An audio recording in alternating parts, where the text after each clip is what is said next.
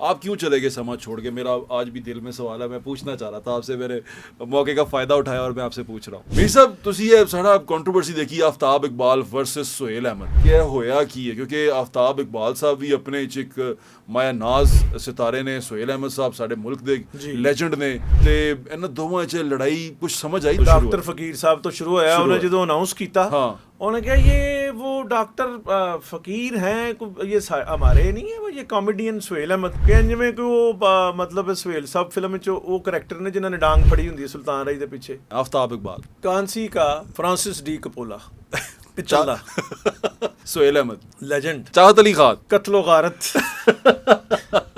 ਉਹ ਸੁਹੇਲ ਅਹਿਮਦ ਤੇ ਫਕੀਰ ਆਦਮੀ ਹੈ ਯਾਰ। ਸੁਹੇਲ ਅਹਿਮਦ ਦੀਆਂ ਕਾਹਦੀਆਂ ਰੀਸਾਂ ਕਰ ਰਹੇ ਆ ਤੁਸੀਂ? ਅਹਿਮਦ ਬੱਟ ਦਾ ਕਿਰਦਾਰ ਵੀ ਥੋੜਾ ਜਿਹਾ ਡਾਊਟੀ ਹੈ। ਉਹਨਾਂ ਨੇ ਕਿਹਾ ਕਿ ਜੀ ਉਹ ਵੀ ਆਫਤਾਬ ਸਾਹਿਬ ਦੇ ਪ੍ਰੋਡਕਸ਼ਨ ਹਾਊਸ ਦੇ ਵਿੱਚ ਕੰਮ ਕਰ ਰਹੇ ਨੇ ਤੇ ਉਹਨਾਂ ਨੇ ਜਾਣਬੁੱਝ ਕੇ ਸਵਾਲ ਪੁੱਛਿਆ, ਉਹ ਜਾਣਬੁੱਝ ਕੇ ਕਰਨਾ ਚਾਹ ਰਹੇ ਸੀ। हाँ ये है कि अहमद भट्ट और आफ्ताब साहब जो हैं वो कारोबारी शराकतदारी रखते हैं, वो कर रहे हैं। ये पॉडकास्ट जो है वो प्रमोट वहाँ से हो रहा है। यानी कि मैं ये कहूँ कि सोहेल साहब अगर वहाँ आके बैठ के बोल के गए हैं और वो पॉडकास्ट चला है तो ਉਹਦਾ ਰੈਵਨਿਊ ਵੀ आफ्ताब साहब ਕੋਲ ਗਿਆ। हाँ जी, आफ्ताब इकबाल ਦੇ ਮੁਰਦੇ ਦੇ ਵਿੱਚ रूह फूंक दी है सोहेल साहब ने। अस्सलाम वालेकुम, मेरा नाम है ज़ुहैब भट्ट और आप देख रहे हैं ये स्पेशल पॉडकास्ट। आज का पॉडकास्ट जो है वो स्पेशल इसलिए भी है कि इसमें जो लोग इन्वॉल्व हैं वो हमारी इंडस्ट्री के हैं और हमारे उनमें से कुछ तो हमारे दिल के बड़े करीब हैं। तो जब ये सारी सिचुएशन सामने आई तो मैं खुद इसमें इन्वेस्टिगेट करना चाह रहा था, जानना चाह रहा था। फिर सोचा कि क्यों ना उस बंदे से जाना जाए जिसके बारे में ये बात हुई है, जिसके बारे में बात हुई है उनसे जाना। लेकिन उनसे जानने से बेहतर ये था कि वो बायस्ड हो सकते हैं, खुद को लेके बायस्ड हो सकते हैं, अपने बारे में बताते हुए बायस्ड हो सकते हैं। तो क्यों ना एक इंडिपेंडेंट बंदे से पूछा जाए, फिर ऐसे बंदे से पूछा जाए जो सारी ज़िंदगी यही जर्नलिज्म करता रहा, यानी कि शोबिज़ एंटरटेनमेंट की जर्नलिज्म करता रहा और एक तख्लीक कार भी है। यानी कि तख्लीक कारी की जब बात आती है तो एक तख्लीक कार भी है, क्रिएटिव आदमी है, शोज़ बनाते हैं जिनका चर्चा जो सा है वो हिंद सिंध में है। ताहिर सरवर मीर साहब हमारे साथ मौजूद हैं, मेरे बड़े भाई हैं। और मीर साहब जो से हैं वो शोबिज़ और एंटरटेनमेंट की दुनिया को जितना बेहतर मीर साहब समझते हैं, मुझे नहीं लगता कोई समझता होगा। मीर साहब अस्सलाम वालेकुम। जनाब कैसे हैं आप? मैं क्या हिंद सिंध चर्चे ने ਤੇ ਹਿੰਦ ਸਿੰਧ सुल्ताना ਚਰਚੇ ਤੇ सुल्ताना डाकू कहते हैं। ਤੁਸੀਂ ਠੀਕ ਹੋ? ਤਬੀਅਤ ਠੀਕ ਹੈ? ਮੀਰ ਸਾਹਿਬ ਤੁਸੀਂ ਇਹ ਸਾਰਾ ਕੰਟਰੋਵਰਸੀ ਦੇਖੀ आफ्ताब इकबाल वर्सेस सोहेल अहमद ਤੇ ਮੇਰੇ ਖਿਆਲ ਨਾਲ ਮੈਨੂੰ ਸਮਝ ਨਹੀਂ ਆ ਸਕੀ ਹਲੇ ਤੱਕ ਕਿ ਇਹ ਹੋਇਆ ਕੀ ਹੈ। ਕਿਉਂਕਿ आफ्ताब इकबाल ਸਾਹਿਬ ਵੀ ਆਪਣੇ ਇੱਕ ਮਾਇਆ ਨਾਜ਼ ਸਿਤਾਰੇ ਨੇ, सोहेल अहमद ਸਾਹਿਬ ਸਾਡੇ ਮੁਲਕ ਦੇ ਲੈਜੈਂਡ ਨੇ ਤੇ ਇਹਨਾਂ ਦੋਵਾਂ 'ਚ ਲੜਾਈ ਕੁਝ ਸਮਝ ਆਈ? ਪਹਿਲਾਂ ਤੁਸੀਂ ਉਹ ਸੁਣ ਲਓ ਕਿ ਕਨਫਲਿਕਟ ਹੋਇਆ ਕੀ ਹੈ। ਹਾਂਜੀ, ਮਤਲਬ ਪ੍ਰੋਬਲਮ ਕੀ ਹੋਈ? ਫੋਰ ਜਿਹੜਾ ਤੁਸੀਂ ਸਵਾਲ ਕਰੋਗੇ ਉਹਦਾ ਜਵਾਬ ਦੇਵਾਂਗੇ।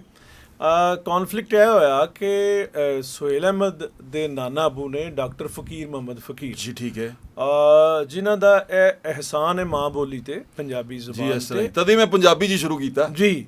ਉਰਦੂ ਵੀ ਬੋਲਾਂਗੇ, ਉਰਦੂ ਨਹੀਂ ਮੈਂ ਪੰਜਾਬੀ ਬੋਲਣਾ ਚਾਹੁੰਦਾ ਕਿਉਂਕਿ सोहेल ਸਾਹਿਬ ਦੇ ਵੀ ਫੈਨ ਪੰਜਾਬੀ ਜ਼ਿਆਦਾ ਨੇ ਜੀ ਤੇ आफ्ताब ਸਾਹਿਬ ਨੂੰ ਸੁਣਨ ਵਾਲੇ ਵੀ ਪੰਜਾਬੀ ਜ਼ਿਆਦਾ। ਜੀ ਜੀ ਜੀ ਜੀ। तो सिलसिला है कि डॉक्टर फ़कीर मोहम्मद फ़कीर साहब नाना अबू ने सोहेल अहमद साहब दे, ठीक है, ਤੇ ਕਸੌਟੀ ਇੱਕ ਪ੍ਰੋਗਰਾਮ ਕਰਦੇ ਨੇ ਸੋਸ਼ਲ ਮੀਡੀਆ ਤੇ आफ्ताब इकबाल। ਠੀਕ ਹੈ ਜੀ। ਉਹਦੇ ਵਿੱਚ ਇੱਕ ਸਵਾਲ ਜਨਰੇਟ ਹੁੰਦਾ ਹੈ, ਉਹ ਪੁਰਾਣਾ, ਉਹ ਵੀ ਉਹਨਾਂ ਦਾ ਕੋਈ ਡਿਜ਼ਾਈਨ ਕੀਤਾ ਜਾਂ ਉਹਨਾਂ ਦਾ ਸਾਇੰਸੀ ਉਹਨਾਂ ਦੀ ਸਾਇੰਸ ਨਹੀਂ ਹੈਗੀ, ਉਹ ਪੀਟੀਵੀ आफ्ताब ਸਾਹਿਬ ਦੀ ਸਾਇੰਸ। ਅਬ ਪੀਟੀਵੀ ਤੇ ਪ੍ਰੋਗਰਾਮ ਹੁੰਦਾ ਸੀ, ਮੈਨੂੰ ਯਾਦ ਹੈ ਜੀ, ਅਬਦੁੱਲਾ ਅਲੀਮ ਔਰ ਸਲਾਉਦੀਨ ਸਾਹਿਬ, ਆ ਜੀ, ਗਾਜ਼ੀ ਸਲਾਉਦੀਨ ਸਾਹਿਬ, ਕ੍ਰੈਸ਼ਪੁਰ ਸਾਹਿਬ, ਉਹ ਮੈਂ ਬੜੇ शौक ना वेंदा था। इफ्तिखार आरफ साहब भी होते थे उसमें। तो वो उसमें कसौटी है भी पंजाबी सोनी बोलते थे, पंजाबी जी दसो, सोशल मीडिया ते है ना जी। ਤੇ ਉਹਦੇ ਵਿੱਚ ਡਾਕਟਰ ਫਕੀਰ ਮੁਹੰਮਦ ਫਕੀਰ ਦਾ ਡਾਕਟਰ ਅਰੂਬਾ ਨੇ ਉਹਨੂੰ ਕਰਦੇ ਨੇ ਡਿਪਟੀ ਹੋਸਟ ਕਹਿ ਲਓ ਜੀ। ਤੋ ਡਾਕਟਰ ਸਾਹਿਬ ਦੇ ਉੱਤੇ ਸਵਾਲ ਉਹਨਾਂ ਨੇ ਪੁੱਛੇ ਔਰ ਜਦੋਂ ਡਾਕਟਰ ਸਾਹਿਬ ਨੂੰ ਅਨਾਉਂਸ ਕੀਤਾ ਤੇ ਦੇਖੋ ਨਾ, ਇੱਕ ਵੱਡੇ ਆਦਮੀ ਦਾ ਇੱਕ ਪ੍ਰੋਟੋਕੋਲ ਹੁੰਦਾ, ਇੱਕ ਤਕਾਜ਼ਾ ਹੁੰਦਾ। ਫਿਰ ਉਹ ਹਿਸਟਰੀ 'ਚ ਵੱਡੇ ਆਦਮੀ ਨੇ ਨਾ, ਉਹਨਾਂ ਦਾ ਪਹਿਲਾਂ ਤੇ ਆਮ ਲੋਕਾਂ ਨੂੰ ਪਤਾ ਲੱਗਣਾ ਚਾਹੀਦਾ ਕਿ ਡਾਕਟਰ ਸਾਹਿਬ ਹੈ ਕੌਣ ਨੇ। ਉਹਦੀ ਸਮਰੀ ਹੈ ਵੇ ਕਿ ਜਿਹੜਾ ਅਸੀਂ ਬੁੱਲੇ ਸ਼ਾਹ ਪੜ੍ਹਨੇ ਆ, ਜਿਹੜਾ ਅਸੀਂ ਸੁਲਤਾਨ ਹਜ਼ਰਤ ਸੁਲਤਾਨ ਬਾਹੂ ਪੜ੍ਹਨੇ ਆ, ਜਿਹੜਾ ਅਸੀਂ ਵਾਰਿਸ ਸ਼ਾਹ ਪੜ੍ਹਨੇ ਆ, ਜਿਹੜਾ ਅਸੀਂ ਬਾਬਾ ਫਰੀਦ ਪੜ੍ਹਨੇ ਆ, ਉਹ ਕੰਪਾਈਲ ਕੀਤਾ ਡਾਕਟਰ ਫਕੀਰ ਮੁਹੰਮਦ ਸਾਹਿਬ ਤੇ ਉਹਨਾਂ ਦੇ ਟੀਮ। ਔਰ ਇਹ ਕੰਮ ਉਹਨਾਂ ਨੇ ਅੱਲਾ ਵਾਸਤੇ ਕੀਤਾ, ਮਾਂ ਬੋਲੀ ਸਮਝ ਕੇ, ਠੀਕ ਹੈ ਨਾ ਜੀ।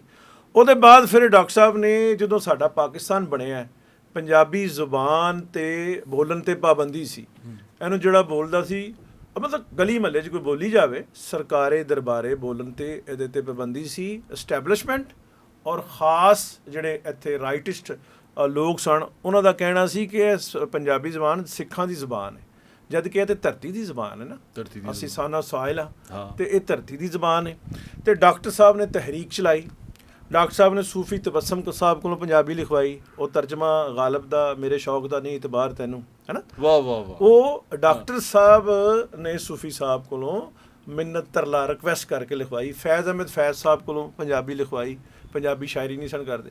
ਉਹਨਾਂ ਨੇ ਅਲਾਮਾ ਇਕਬਾਲ ਨੂੰ ਵੀ ਖੱਤ ਲਿਖੇ ਸਨ ਤੇ ਕਿ ਤੁਸੀਂ ਜ਼ਾਹਿਰ ਡਾਕਟਰ ਸਾਹਿਬ ਉਦੋਂ ਛੋਟੇ ਸਨ ਤੇ ਅਲਾਮਾ ਇਕਬਾਲ ਬਜ਼ੁਰਗ ਸਨ, ਤੇ ਉਹਨਾਂ ਨੇ ਰਿਕਵੈਸਟ ਕੀਤੀ ਕਿ ਤੁਸੀਂ ਐਡੇ ਵੱਡੇ ਫਾਰਸੀ ਦੇ ਔਰ ਉਰਦੂ ਦੇ ਸ਼ਾਇਰ ਹੋ ਤੇ ਤੁਸੀਂ ਪੰਜਾਬੀ ਵੀ ਮਾਂ ਬੋਲੀ 'ਚ ਵੀ ਲਿਖੋ। ਇਹ ਡਾਕਟਰ ਸਾਹਿਬ ਦਾ ਕੰਮ ਹੈਗਾ।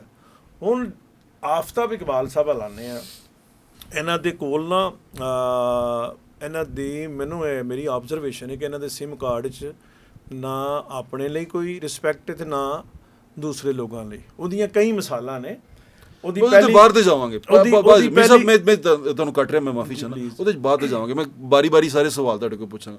ਮੈਨੂੰ ਸਿਰਫ ਇਹਨਾਂ ਦੱਸੋ ਕਿ ਇਹ ਕੌਨਫਲਿਕਟ ਫਕੀਰ ਮੁਹੰਮਦ ਫਕੀਰ ਸਾਹਿਬ ਤੋਂ ਸ਼ੁਰੂ ਹੋਇਆ। ਡਾਕਟਰ ਫਕੀਰ ਸਾਹਿਬ ਤੋਂ ਸ਼ੁਰੂ ਹੋਇਆ। ਉਹਨੇ ਜਦੋਂ ਅਨਾਉਂਸ ਕੀਤਾ, ਉਹਨੇ ਕਿਹਾ ये वो डॉक्टर फकीर हैं, ये हमारे नहीं है, वो ये कॉमेडियन सुहेल अहमद ਕਿ ਜਿਵੇਂ ਕਿ ਉਹ ਮਤਲਬ ਸੁਹੇਲ ਸਾਹਿਬ ਫਿਲਮ ਵਿੱਚ ਉਹ ਕਰੈਕਟਰ ਨੇ ਜਿਨ੍ਹਾਂ ਨੇ ਡਾਂਗ ਫੜੀ ਹੁੰਦੀ ਹੈ ਸੁਲਤਾਨ ਰਾਈ ਦੇ ਪਿੱਛੇ। ਸੁਹੇਲ ਸਾਹਿਬ ਤੇ ਬਹੁਤ ਵੱਡੇ ਆਦਮੀ ਨੇ, ਤੇ ਅੱਛਾ ਫਿਰ ਉਹ ਡਾਕਟਰ ਫਕੀਰ ਉਸ ਤੋਂ ਵੀ ਵੱਡੇ ਆਦਮੀ ਨੇ। ਕਿਉਂਕਿ ਮੈਂ ਸੁਹੇਲ ਸਾਹਿਬ ਨਾਲ ਜਦੋਂ ਗੱਲ ਕੀਤੀ, ਉਹਨਾਂ ਨੇ ਕਿਹਾ ਕਿ ਮੇਰੇ ਬਜ਼ੁਰਗਾਂ ਦੇ ਬਾਰੇ 'ਚ ਕੋਈ ਗੱਲ ਕਰੇ ਇਹ ਮੇਰੇ ਕੋਲ ਬਰਦਾਸ਼ਤ ਨਹੀਂ ਹੁੰਦਾ। ਅੱਛਾ, ਦੂਸਰਾ ਸਵਾਲ, ਹੁਣ ਇਹ ਸਾਰਾ ਕੌਨਫਲਿਕਟ ਹੋ ਗਿਆ, ਸੁਹੇਲ ਸਾਹਿਬ ਨੇ ਜਵਾਬ ਦੇ ਦਿੱਤਾ। ਵਜ੍ਹਾ ਤਨਾਜ਼ਾ ਡਾਕਟਰ ਫਕੀਰ ਮੁਹੰਮਦ ਫਕੀਰ ਸਾਹਿਬ ਨੂੰ ਡਿਸਰਿਸਪੈਕਟ ਕਰਨ ਦੀ ਕੋਸ਼ਿਸ਼ ਹੈ। ਦੇਖੋ, ਗਾਲਿਬ ਨੂੰ ਅਗਰ ਮੈਂ ਛੋਟਾ ਕਵਾਂਗਾ ਤੇ ਉਹ ਹੋ ਨਹੀਂ ਜਾਣਾ, ਮੈਂ ਹੀ ਛੋਟਾ ਹੋਣਾ। ਤਾਂ ਇਸੇ ਤਰ੍ਹਾਂ ਹੀ ਡਾਕਟਰ ਸਾਹਿਬ ਦੀ ਸ਼ਾਨ 'ਚ ਗੁਸਤਾਖੀ ਕਰਕੇ ਮਤਲਬ ਡਾਕਟਰ ਸਾਹਿਬ ਨੂੰ ਕੋਈ ਉਹਦਾ ਉਹ ਨਹੀਂ ਹੈਗਾ ਨੁਕਸਾਨ, ਬਿਲਕੁਲ ਨਹੀਂ ਹੈਗਾ। ਉਸ ਬੰਦੇ ਨੂੰ ਆਫਤਾਬ ਹੋਣੀ ਜਾਂ ਮੈਂ ਹੋਵਾਂ, ਇਹ ਸਾਡਾ ਨੁਕਸਾਨ। ਚਲੋ ਹੁਣ ਆਫਤਾਬ ਸਾਹਿਬ ਨੇ ਦੁਬਾਰਾ ਉਹਦਾ ਜਵਾਬ ਦਿੱਤਾ, ਉਹਦੇ 'ਚ ਵੀ ਉਹਨਾਂ ਨੇ ਕਾਫੀ ਸਖਤ ਜਵਾਬ ਦਿੱਤਾ। ਉਹ ਥੋੜਾ ਗੁੱਸੇ 'ਚ ਵੀ ਆਏ, ਥੋੜਾ ਜਿਹਾ ਉਹ ਜਲਾਲ 'ਚ ਵੀ ਗਏ ਸਨ, ਜਿਸ ਤਰ੍ਹਾਂ ਮੋਸਟਲੀ ਆਫਤਾਬ ਸਾਹਿਬ ਅਕਸਰ ਜਲਾਲ 'ਚ ਆ ਜਾਂਦੇ ਨੇ, ਤੇ ਜਲਾਲੀ ਤਬੀਅਤ ਜਵਾਬ ਵੀ ਉਹਨਾਂ ਨੇ ਉਸ ਤਰ੍ਹਾਂ ਦਿੱਤਾ। ਤੇ ਸੁਹੇਲ ਸਾਹਿਬ ਨੇ ਦੁਬਾਰਾ ਮੈਂ ਰਿਪਲਾਈ ਵੀ ਨਹੀਂ ਉਹਦਾ ਕੀਤਾ, ਜਾਂ ਇੱਕ ਜਗ੍ਹਾ ਬੈਠ ਕੇ ਆ ਕੇ ਯਾਰ ਆਫਤਾਬ ਮੇਰਾ ਛੋਟਾ ਭਾਈ। WhatsApp ਦੰਗਲ ਜਾਂ ਘੋਲ ਹੈਵੀ ਵੇਟਸ ਦਾ ਉਹਨਾਂ ਦਾ ਹੁੰਦਾ ਜਿਨ੍ਹਾਂ ਦਾ ਵਜ਼ਨ ਮਿਲਦਾ ਹੋਵੇ, ਹਾਂਜੀ, ਜਿਨ੍ਹਾਂ ਦਾ ਫਨੀ ਕੱਦ ਇੱਕ ਹੋਵੇ, ਜਿਨ੍ਹਾਂ ਦਾ ਕੈਟਾਗਰੀ ਇੱਕ ਹੋਵੇ। ਆਫਤਾਬ ਇਕਬਾਲ ਸਾਹਿਬ ਛੋਟੇ ਆਦਮੀ ਨਹੀਂ ਨੇ ਜੀ, ਲੇਕਿਨ ਸੁਹੇਲ ਅਹਿਮਦ ਤੇ ਬਹੁਤ ਵੱਡੇ ਆਦਮੀ ਨੇ, ਉਹਨਾਂ ਦੇ ਕਈ ਕ੍ਰੈਡਿਟਸ ਨੇ।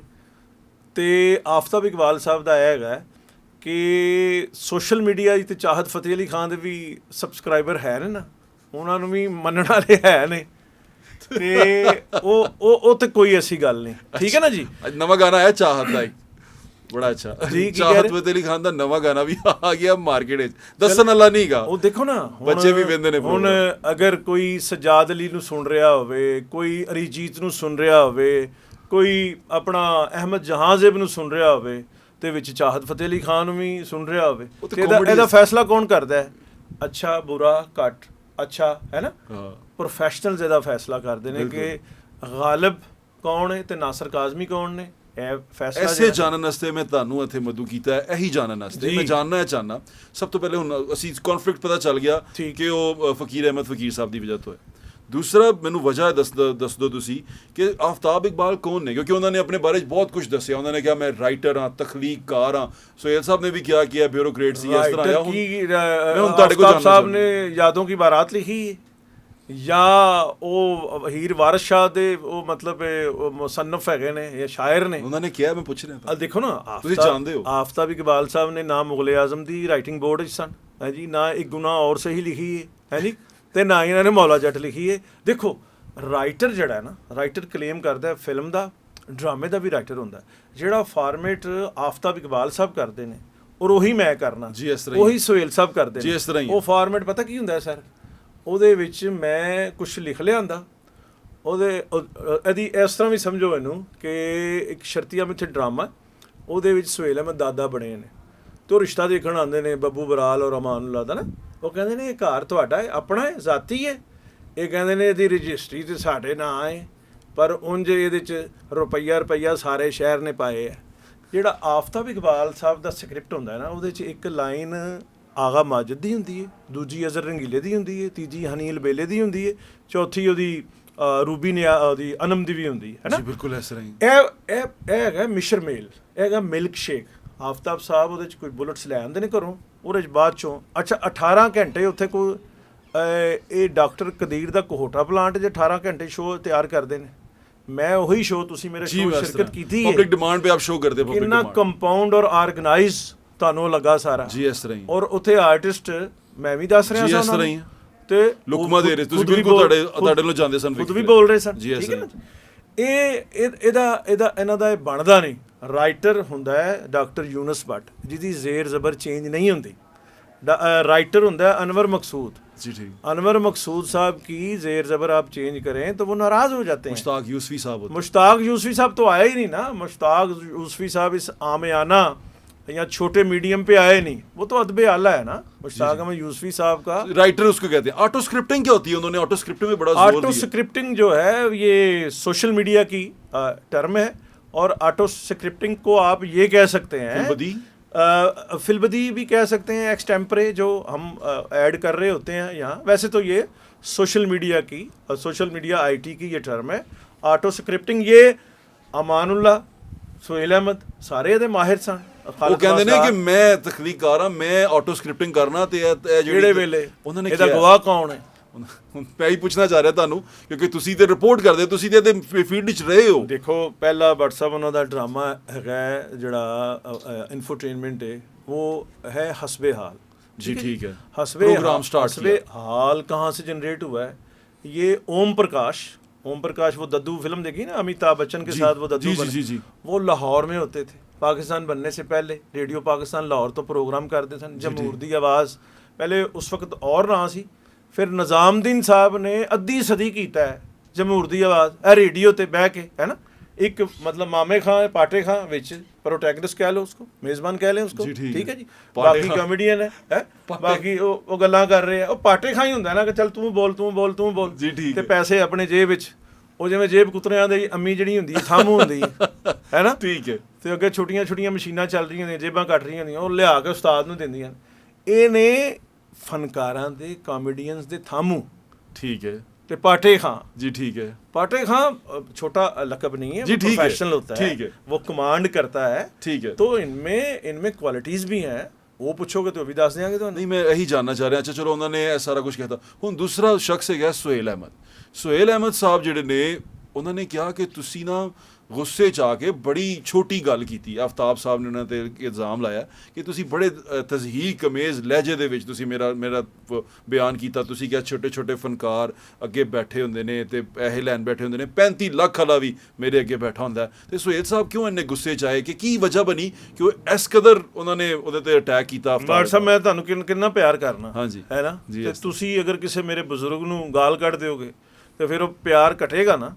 बिल्कुल घटेगा। मैं यहाँ ਤੁਹਾਡੇ ਹੱਥੀ ਪਾਵਾਂਗਾ जी, बिल्कुल, ਜਾਂ ਤੁਹਾਨੂੰ ਗਾਲਾਂ ਕੱਢਾਂਗਾ ਜਾਂ ਬੁਰਾ ਮਨਾਵਾਂਗਾ ਮਿਨੀਮਮ, ਹੈ ਨਾ ਜੀ। ਇਸ ਤਰ੍ਹਾਂ ਹੀ ਤੋ ਸੋਹੇਲ ਸਾਹਿਬ ਨੂੰ ਇਹ ਕਹਿ ਲੈਂਦੇ ਕਿ ਉਹ ਆਮਿਆਨਾ ਕਾਮੇਡੀਅਨ ਨੇ, ਜਾਂ ਉਹ ਲੈਜੈਂਡ ਨਹੀਂ ਹੈਗੇ, ਜਾਂ ਫਲਾਂ ਨਹੀਂ ਹੈਗੇ, ਗ੍ਰੇਟ ਨਹੀਂ ਹੈਗੇ, ਉਹ ਟ੍ਰੈਜਡੀ ਅੱਛੀ ਨਹੀਂ ਕਰਦੇ, ਕੁਝ ਕਹਿ ਸਕਦੇ।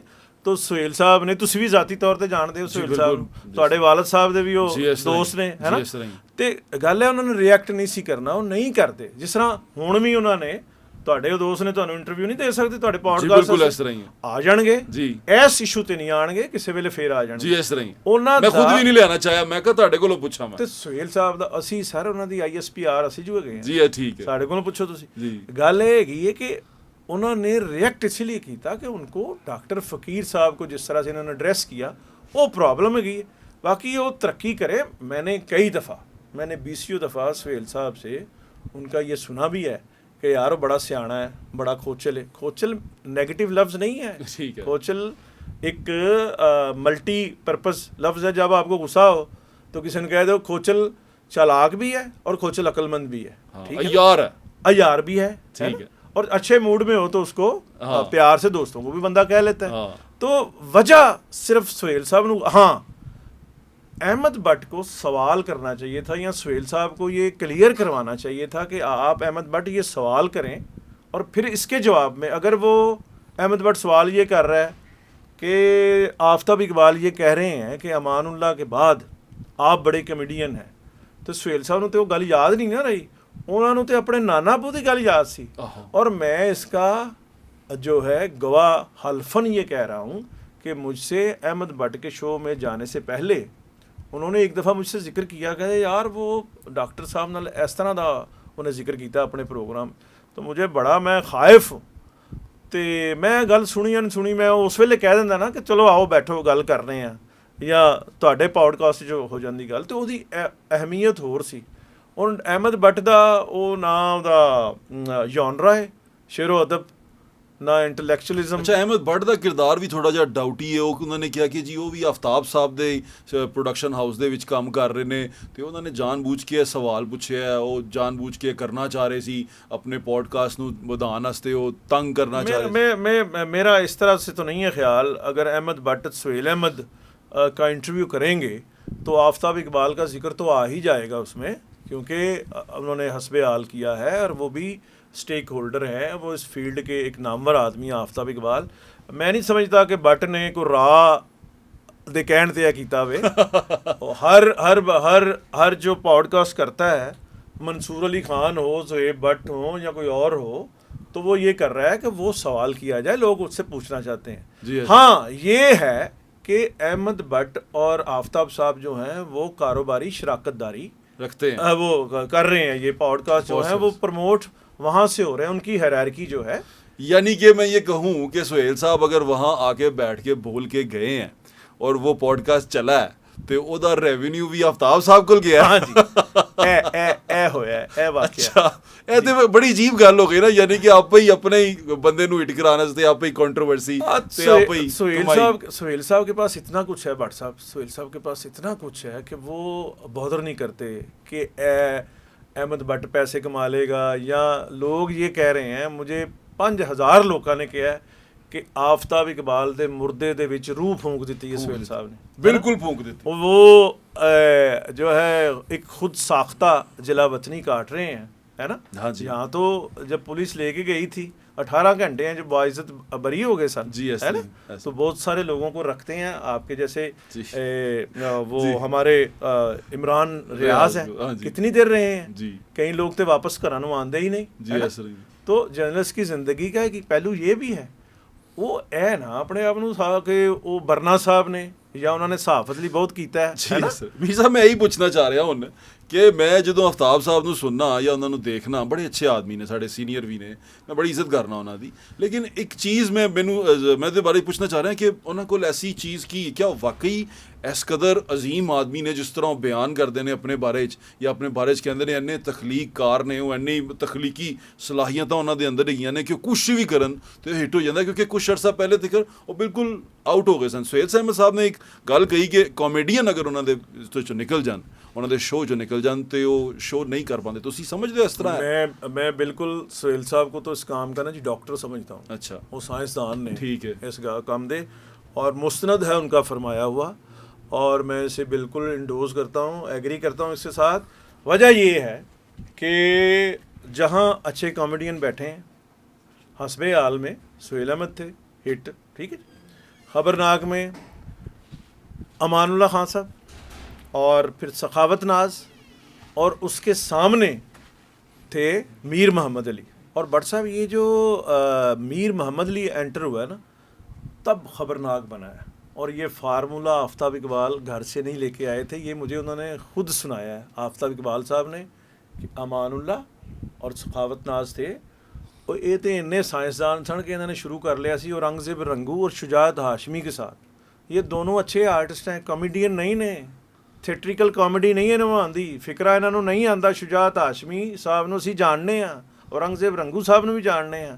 ਇਹ ਕੋਈ ਸਾਇੰਸਦਾਨ ਉਸ ਤਰ੍ਹਾਂ ਨਹੀਂ ਹੈਗੇ ਕਿ ਮਤਲਬ ਉਹ ਆਪਣੇ ਆਪ ਨੂੰ ਜਾਰਜ ਸਟੀਫਨਸਨ ਰੇਲਵੇ ਦਾ ਇੰਜਨ ਨਹੀਂ ਬਣਾਇਆ ਉਹਨਾਂ ਨੇ। ਉਹ ਤੇ मीर इब्राहिम साहब, आपके भी एक्स बॉस और हमारे भी मेहरबान और बॉस, उन्होंने कहा कि आप इनको ऐड करें मीर मोहम्मद अली को। तो आफ्ताब साहब मुझे बताते हैं, खुद फरमाते हैं, कहते हैं कि मैंने कहा यार ये ऑब्लिगेशन बन जाएगी, मैं उन्होंने कमरे जाके उसे फ़ारग कर देना। कहते हैं मैं जब अंदर गया मीर इब्राहिम साहब के कमरे में, तो मीर मोहम्मद अली वाह हयातों की तरह, कभी किसी का आसिफ जरदारी बन रहा है, कभी मियाँ नवाज शरीफ बन रहा है, कभी। थोड़ी देर मैंने फोकस किया तो मैंने कहा मीर इब्राहिम साहब कह भी रहे हैं मालकान है बॉस हैं तो ਇਹਨੂੰ ਵਿੱਚ ਬਾ ਲੈਣੇ ਕਰੈਕਟਰ ਜਿੱਥੇ ਐਨੇ ਭਾਏ ਨੇ ਉਹ मीर मोहम्मद अली बैठा वहाँ मीर इब्राहिम साहब के कहने पे इस तरफ वो इंग्लिश वो मिमिक्री कर रहा था इस तरफ हार्ड कोर जुगत हो रही सी 180 का एक्सेस बना वो कुदरती बना और वो बनते बनते बना फार्मूला इन्हों का नहीं सी बनते बनते बना और उसके बाद जो आगे है खबरहार खबरजार खबर यार खबर फलाना है नहीं आवाज़ार ये सारे जो मतलब आवाज़ार ही है ना। अच्छा। बात ये है भट्ट साहब कि ये मुख्तलिफ बच्चे नहीं है एक बच्चे दे 20 ना रख दो तो 20 बच्चे नहीं बन जाते इनके हर काम में एक ही तरह का काम होता है वो जो पकाओ स्वाद बताऊँ दा खालिद बास डार कहते हैं साड़ी पुफी ये जो पकाती स्वाद बताऊँ दा वो सर तिले वाली जुती और ये अगर आप पोस्टर मेरा दिखा सके कैमरा ए फाउल प्ले है मीडिया च होंदा ही नहीं इस तरह ओबामा से लेके आप देख लें बड़े से बड़े जो मीडिया के लोग हैं ज़िया महिउद्दीन देख लें तारिक अजीज़ देख लें ऐसा कोई नहीं बैठता है ना ऐसा ही। तो इनका काम जो है इनका काम क्या है ये जो कॉरपोरेट्स हेड होते हैं ना वो नॉन टेक्निकल लोग होते हैं जी ऐसे ही कोई हाउसिंग सोसाइटी से है कोई कहीं से है वो कोई घी कंपनी है किसी की ठीक है ना जी ऐसे वो उस तरफ लोग आए हैं ये 2 या 3 घराने हैं शकील साहब का ये हारून साहब का डॉन और फिर ये नवाए वक्त वाले जी ऐसे वो बाकी थे सारे खंडा दे खिडौने है ना ठीक है। तो उनको इन्होंने मुतासर किया ये इनकी उसमें मैं समझता हूँ कि ज़फ़र इकबाल साहब अब्बा जी जिन्होंने पढ़ाता अंग्रेज़ी मीडियम उत्तो जिंदा रवे अपना गवर्नमेंट कॉलेज रावियन होना जो है वो आप में वैसे ही जो है एक भर देता है एक आपको टैग लगाता है ब्रांडिंग हो जाती है बंदे की वो कॉन्फिडेंस देता है अदारा जाहिर है तो वो उन्होंने कॉरपोरेट हैड नू मुतासर कर लिया ये काम उन्हें आता है बाकी उनका जो सौदा है वो ही है पुराना वो सर रेत आंड है ये विचों। आप क्या देख रहे हैं ये कॉन्फ्लिक्ट कहाँ तक जाएगा क्योंकि सुहेल साहब तो अभी चुप कर गए हैं लेकिन आफ्ताब साहब अब थोड़ा थोड़ा देर में हल्का हल्का फायर करेंगे। नहीं आफ्ताब साहब इस पे अभी करेंगे अभी वो इधर उधर से भी करवाएंगे लोगों से एक्टिव कर दिए उन्होंने अपने लोगों से करवाएंगे। अच्छा सुहेल साहब अगर इस बात पे आए ना तो सर वो हर मुल्क चो उन्होंने हक च व्लॉग हो सकता है ना जी इस तरह वो गैर तरक्याती काम करते नहीं है। दिलजीत दोसांझ बड़ा पसंद करता उन्होंने और बाबे भंगड़ा पाਉਂਦੇ ਉਹ ਕਮਾਲ ਫਿਲਮ ਉਹਨਾਂ ਨੇ ਦਿਲਜੀਤ ਦੋਸਾਂਝ ਤੇ ਇਸ ਵੇਲੇ ਮਾਈਕਲ ਜੈਕਸਨ ਬਣੇ ਹੈ ਏਸ਼ੀਆ ਦਾ ਉਸ ਤੋਂ ਪਹਿਲਾਂ ਦਲੇਰ ਮਹਿੰਦੀ ਉਹਨਾਂ ਦਾ ਭਾਈ भी है दोस्त भी है इस तरह ही और बीसियों ऐसे वहाँ आर्टिस्ट है सो ये सब बड़े आर्टिस्ट हैं इसमें कोई शक नहीं है सर। बट सब 9 उनके थिएटर के ड्रामे हैं सुए लाल से शाबाश बेगम और ये सारे जो आपका फाइनल वर्ड क्या है इसके ऊपर इस सारी लड़ाई के ऊपर? मेरा फाइनल वर्ड ये है कि सुहेल साहब को इस पे बर्दाश्त ही कर जाना चाहिए था है ना और पी जाना चाहिए था। मैं नहीं समझता कि मीर तकी मीर को कोई डिसरिस्पेक्ट कर सकता है या तान सैन को कोई डिसरिस्पेक्ट कर सकता है और राइट ब्रदर जो हैं वो देखें राइट ब्रदर वो जहाज़ उन्होंने ईजाद किया था जो उड़ता था तारा च फंस जाता था लेकिन उनकी कंट्रीब्यूशन हिस्ट्री में बहुत बड़ी है जी इसी तरह। तो सुहेल साहब जो हैं लोग पता है उन्हें क्या भट्ट साहब कहते हैं प्रोफेसर रफ़ीक अख्तर है आप जानते हैं जी ऐसे ही है मजहबी वो रूहानी पेशवा हैं और इंटेलेक्चुअल हैं जी ऐसे ही है वो रावी हाँ जी रावी हैं हारून रशीद साहब हमारे कालम निगार। तो वो कहते हैं कि सुहेल अहमद का मुशाहिदा मुनव्वर ज़रीफ़ से भी बड़ा है। अब मुनव्वर ज़रीफ़ जो है वो कॉमेडी की दुनिया के देव मालाई किरदार है ये मेरा ख्याल नहीं है ये प्रोफेसर रफ़ीक अख्तर ने कहा है और हारून रशीद जो हैं इस मुल्क के जय्यद सहाफ़ी वो मुझे ख़ुद उन्होंने बताया है। तो लोग उन्हें बड़ा हाई रेट करते हैं उनके बड़े क्रेडिट्स हैं थिएटर एंड लेजेंड जी ऐसे ही फिल्म में बेहतरीन काम किया ड्रामा और टेलीविज़न बेहतरीन काम और ये देखें ये जो ये कह रहे हैं ना कि जी मैं बनाया तो मैं कीता मैं ते ऑटो स्क्रिप्टिंग ते राइटर मुझे जियो भी नहीं आया था मैं जंग में काम करता था तो मुझे सुहेल साहब ने कहा कि शकील और रहमान साहब आपके बॉस हैं आप उन्हें आइडिया दें कि फीका इन अमेरिका का एक ड्रामा था जी स्टेज ड्रामा देखा हुआ मैंने वो देखा हुआ जी देखा फीका बन के मैं बैठूंगा और मेरे सामने तुम होगे, यानी ताहिर सर और मीर। तो अगर साथ ही उन्होंने कहा, सुहेल साहब ने, उन्होंने कहा अगर वो कहें कि आप पॉलिटिकल रिपोर्टर या बंदे नहीं हैं तो आपने हामिद मीर का नाम देना है। एक तरफ हामिद मीर हो, एक तरफ सुहेल अहमद एज़ फ़ीका हो, वो ख़बर पढ़ें, ख़बर की पे तज्ज़िया करें, उसकी ट्रांसक्रिप्शन हो कॉमेडी की जो सुहेल साहब करें। ये मैंने शकील साहब को सुनाया, शकील साहब ने पूरी बात सुनी और मुझे कहा कि इस आदमी से जुड़ के रहो, इस आदमी से जुड़ के रहो और मुझे तुमने याद करवाना है। जब हमारा टीवी, नाम नहीं उन्होंने बताया, उस वक्त नाम भी नहीं था रखा हुआ जियो का, जब टीवी हमारा करीब आएगा मुझे अगर याद ना रहे तो तुमने याद करवाना है। तो की आइडिया है जी, एक को जमहूर दी आवाज़ तो एक सुहेल अहमद। मैं ये हल्फन आपको बता रहा हूँ, बिल्कुल ठीक हो गया। और शकील साहब का नाम मैं मिसयूज़ नहीं कर रहा, शकील साहब की मेमोरी बहुत अच्छी है, कभी मैंने मिली तो मैं उन्होंने को दोबारा पूछ भी लाँगा। ये मैंने खुद बताया हुआ है। बिल्कुल ठीक। किड़ियाँ एंडियाँ टार्जन की वापसी ते हरकुलिस। चलो अच्छा, अब हम इस पे थोड़ा सा रुकते हैं। मैं आपके ऊपर बात करना चाह रहा हूँ, आपसे इजाज़त लेके बात करना चाह रहा हूँ कि आपने गपशप का एक प्रोग्राम, जब हम इकट्ठे कोलीग थे, आपने स्टार्ट किया, वो बहुत अच्छा, गपशप से पहले सुपर ओवर, और उस सुपर ओवर में आपने नए किरदार मुतारफ़ करवाए। वो इतना बेहतरीन शो था कि वो रिपीट में भी रेटिंग लेता रहा शो।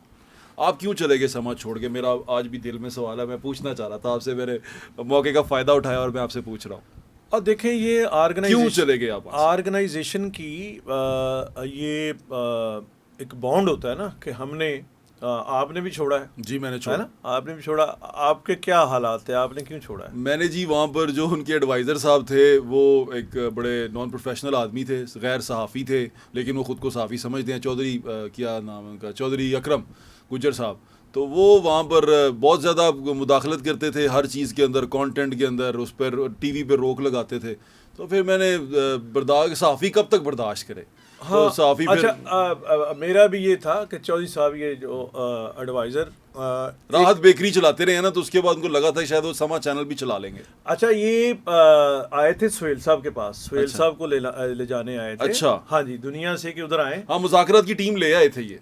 नहीं, ये तो बाद में हुआ ना, पहले ये सुहेल अहमद साहब को ले जाने गए हैं। अच्छा, उन्होंने कहा मैं तो वो दुनिया छोड़ता नहीं हूँ, मैं तो वहीं काम करूँगा। हालांकि उन्होंने कहा कि जी रेंज रोवर गाड़ी है, ब्लैंक चेक है, अलीम खान साहब ज़ाती तौर पे पसंद करते हैं। तो सुहेल साहब ने उनका शुक्रिया अदा किया और उन्होंने कहा कि अलीम खान साहब को क्या पसंद है। उन्होंने कहा कि मुज़ाकरात का फॉर्मेट उन्हें पसंद है। तो सुहेल साहब ने फिर कहा कि जिसने मुज़ाकरात बनाया था उससे मैं आपकी मुलाकात करवा देता हूँ। तो चौधरी अकरम साहब ने फिर मेरे से मुलाकात की और मैंने ज्वाइन किया, वही मुझे लेके गए थे। हाँ जी, चौधरी साहब। और उसके बाद उनकी वजह से ही मैं गया, क्योंकि वो एक तो कहते थे कि अहमद अली भट्ट को निकालें, ये इनकॉम्पिटेंट है, जो मैं डिसएग्री करता था कि भट्ट साहब अगर रिटेक करते हैं, कुछ करते हैं, ये पार्ट ऑफ गेम है, रिकॉर्डेड होता था, लाइव प्रोग्राम नहीं होता था।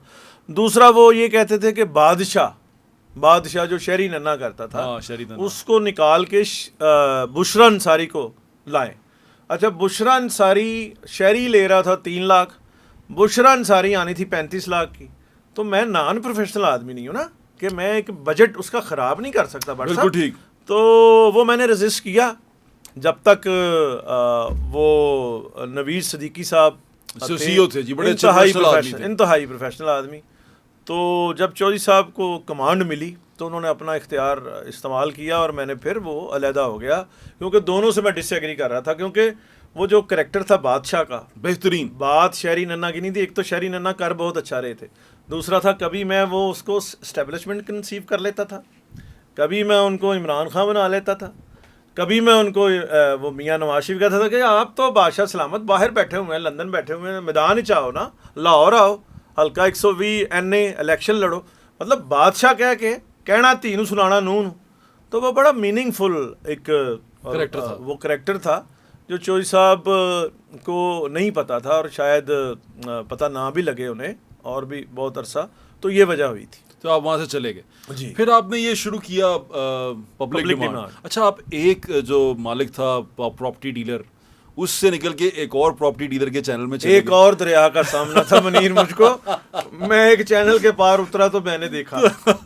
तो फिर ये कैसा एक्सपीरियंस रहा, एक प्रॉपर्टी डीलर से दूसरे प्रॉपर्टी डीलर का सफर कैसा रहा? मिलता जुलता ही मिलता जुलता रहा, कोई खास तब्दीली नहीं देखी आपने? नहीं, कोई ऐसी कोई खास मीसा फन, लेकिन आज़ादी के साथ काम किया। अच्छा, पब्लिक डिमांड, आप आए थे जी, ऐसे ही है, कितना आपने एंजॉय किया था जी, ऐसे ही है, और आपने बड़ा फीडबैक दिया और आपने भी बड़ा इंटेलिजेंटली वो शो किया था। उसमें आपने ये देखा कि उसके बाद भी मैं ये नहीं कह रहा कि मैं राइटर हाँ, तो मैं राइटर हाँ, जी, ऐसे ही, हालांकि बता रहे थे सारा लिखा हुआ था, लफ्ज़, सर कुछ लिखा हुआ था, जी, कुछ ऐसे ही, ज़बानी बता रहा, लफ्ज़ ब लफ्ज़ बता रहे थे, बता रहा था। तो उसके बाद भी ये हमारा जो जॉनरा है ना, आफ्ताब इकबाल साहब का और मेरा जॉनरा, उसमें हम ये क्लेम नहीं कर सकते। हाँ, अनवर मकसूद, डॉक्टर यूनुस भट्ट और जो जिन्होंने, जैसे कमाल अहमद रिजवी साहब लिखते थे अलफ नून में, जी, ऐसे ही, वो एक स्क्रिप्ट की शक्ल रहती है। अच्छा, उसमें भी आपको पता कि मुग़ल आज़म के राइटिंग बोर्ड में ये अमानुल्लाह खान और वजाहत मिर्ज़ा, और उसमें पृथ्वी राज की भी इनपुट थी और दिलीप कुमार साहब की इनपुट भी थी, लेकिन ਉਹਦੇ 'ਚ ना दिलीप साहब ने एज राइटर नहीं दिता। राजेंद्र सिंह बेदी ने दाग फिल्म में 4 सफ़े लिख के दिए, तो दिलीप साहब ने कहा मैं सिर्फ ये कहूँगा कि पारो मेरी माँ मर गई। तो आज भी ये आप चौथी 5वीं जनरेशन होंगे जब ये फिल्म बनी है, जी, ऐसे ही, तो आज भी लोगों को याद है। और यावर याद साहब बताते थे कि लोग धाड़े मार के रोते थे। लक्ष्मी चौंक में जो फिल्म थी, धाड़ा मार के बट सब उदों लोग रोंदे ने ਜਦੋਂ कोई बच्चा किसी का मर जाता है या किसी की माँ मर जाती, बर्बाद हो जाता है जब इंसान। तो दिलीप कुमार वो है। तो ये राइटर और उसका एक्टर का जो कॉम्बिनेशन है ना, ये बड़ा अहम है, बड़ा अहम है। और उसमें सिर्फ राइटर, अच्छा ਉੱਥੋਂ दिलीप कुमार ਨੂੰ ਕੱਢੋ, ਭਾਰਤ ਭੂਸ਼ਣ ਨੂੰ ਪਾਓ ਤੇ ਕੁਝ ਵੀ ਨਹੀਂ। ਚਲੋ ਹੁਣ ਅਸੀਂ ਇੱਕ ਆਖਰ ਤੇ ਆ ਰਹੇ ਹਾਂ, ਕਿਉਂਕਿ ਤੁਸੀਂ ਐਂਟਰਟੇਨਮੈਂਟ ਦੀ ਦੁਨੀਆ ਤੋਂ ਮੁਨਸਲਿਕ ਹੋ, ਤੇ ਤੁਸੀਂ ਕੀ ਦੇਖਦੇ ਹੋ ਹੁਣ ਪਾਕਿਸਤਾਨ? ਮੈਂ ਤੇ ਲਾਹੌਰ ਸ਼ਹਿਰ 'ਚ ਰਹਿਣਾ, ਮੈਨੂੰ ਐਂਟਰਟੇਨਮੈਂਟ ਕਿੱਥੇ ਨਜ਼ਰ ਹੀ ਨਹੀਂ ਆਉਂਦੀ। ਇਹ ਜਿਹੜੇ ਸ਼ੋਅ ਹਿੱਟ ਹੋ ਗਏ ਆ YouTube ਦੇ ਉੱਤੇ ਹਿੱਟ ਹੋ ਗਏ, ਇਸ ਵਜ੍ਹਾ ਤੋਂ ਹਿੱਟ ਹੋ ਗਏ ਕਿ ਥੀਏਟਰ 'ਚ ਆਉਣਾ ਬੰਦ ਹੋ ਗਏ ਲੋਕ। ਇਹ TV ਤੇ ਚਲੇ ਗਏ, ਉੱਥੇ ਜਾ ਕੇ ਬਹਿ ਗਏ, YouTube ਤੇ ਜਾ ਕੇ ਬਹਿ ਗਏ, ਲੋਕੀ ਥੀਏਟਰ ਜਾਣਾ ਹੀ ਛੱਡ ਗਏ, ਕਿਉਂਕਿ ਇਹ ਲੋਕ ਬਾਹਰ ਚਲੇ ਗਏ, ਅੱਛੀ ਕਾਮੇਡੀ ਉੱਧਰ ਚਲੀ ਗਈ। ਹੁਣ ਸਾਡੇ ਵਾਸਤੇ ਕੋਈ ਐਂਟਰਟੇਨਮੈਂਟ ਰਹੀ ਨਹੀਂ। ਅਸੀਂ ਸਿਆਸਤ ਵਿੱਚ ਐਂਟਰਟੇਨਮੈਂਟ ਲੱਭਦੇ ਹਾਂ, ਅਸੀਂ ਇੱਧਰ ਉੱਧਰ ਜਾਂਦੇ ਹਾਂ, ਅਤੇ ਫਨੂਨ ਲਤੀਫਾ ਦੇ ਨਾਲ ਜੋ ਅਸੀਂ ਲਤੀਫਾ ਕਰ ਛੱਡਿਆ, ਇਹ ਕਿਦੋਂ ਸਹੀ होएगा, किਦੋਂ ਅਸੀਂ वापस? डॉक्टर साहब, रियासत की प्रायोरिटी नहीं है और फिर हुकूमतों की भी प्रायोरिटी नहीं है, फिर समाज सोसाइटी में भी वो ताकत और ज़ोर नहीं है। ये इनके साथ जो मर्ज़ी कर ले, जितना मर्ज़ी बिजली का बिल भेज दो, कुछ कर लो। ये यहाँ ख़ास तौर पे पंजाब में हिस्ट्री भी गवाह है कि कोई तहरीक उस तरह से बनी नहीं है। और एंटरटेनमेंट जो है 25 करोड़ से मेरी छठी कहती है कि 25 करोड़ से ज़्यादा, 30 करोड़ और 25 करोड़ के दरमियान हमारी आबादी है। मरदमशुमारी में भी हम ईमानदारी नहीं करती, उसकी भी वजूहात हैं। तो 120 स्क्रीनें हैं, 60 सिनेमाज़ हैं, सिनेमाज़ गिर रहे हैं, और वो बड़ी एक गाल है सर है एज कल्चरल। कोई फिल्म ही नहीं, फिल्म पूरा साल, ईद में एक फिल्म लगी है पूरा साल में, है ना। तो यहाँ 120 फिल्में लगती थी जब ढाका हमारे साथ था, और ढाका जब नहीं था फिर 90 फिल्में बनती थी, और मैंने वो सारा रिपोर्ट किया हुआ है। ये बड़ी शर्मनाक सिचुएशन है।